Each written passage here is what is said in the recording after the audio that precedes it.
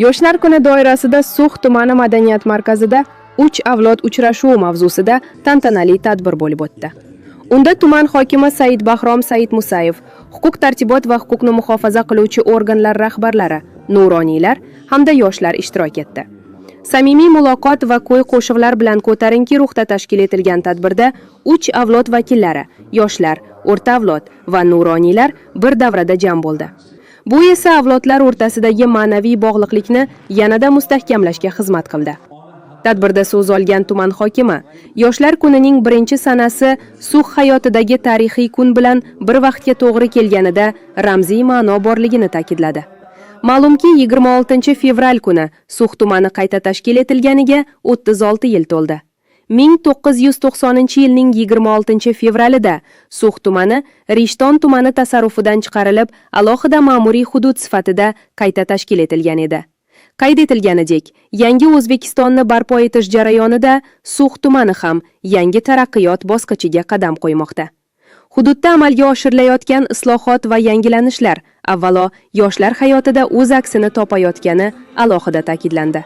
Tadbir doirasida taniqli so'xlik san'atkorlar Tojiboy Yusupov va Qodirali Nuraliyevlarning kechasi ham tashkil etildi.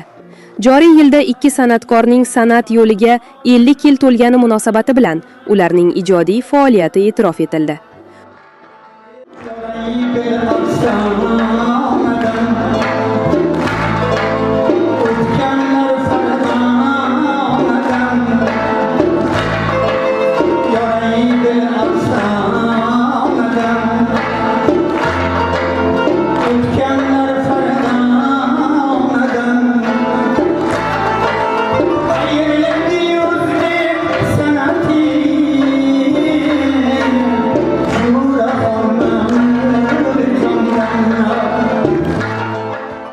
Uchrashuv davomida yoshlar tomonidan tuman rahbarlariga qator taklif va tashabbuslar bildirildi.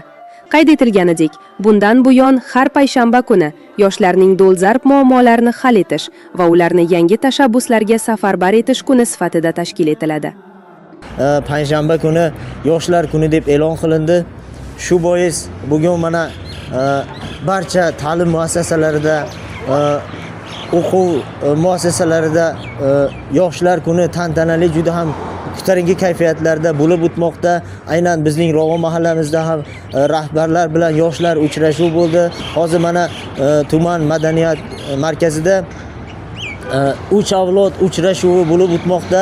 Ayni damda bu hamda tumanimizning qayta tashkil etilganligining 36 yilligi munosabati bilan katta tadbir, ya'ni konsert tashkil etilgan bo'lib, bunda barcha fuqarolar xush kayfiyatda ishtirok etmoqda.